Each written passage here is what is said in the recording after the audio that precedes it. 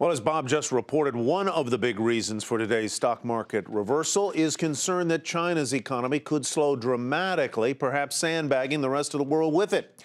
Eunice Yoon explains. For many years, China was seen as a cushion for the world. The Chinese economy clocked double-digit growth, while other countries struggled.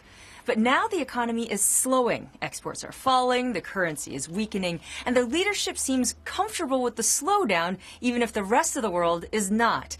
At the country's annual gathering of lawmakers, the premier hinted that Beijing would tolerate a less robust economy as policymakers attempt to transform China from the world's workshop to a consumer nation. Many investors believe that China's growth rate this year could be slower and lower than the official rate of 7.5%.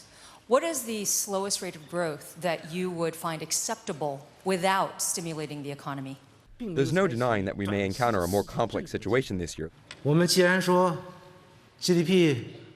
the GDP growth target for this year at about 7.5%. This quote-unquote about shows that there is a level of flexibility here. You ask me what's the lowest possible GDP growth that we can live with?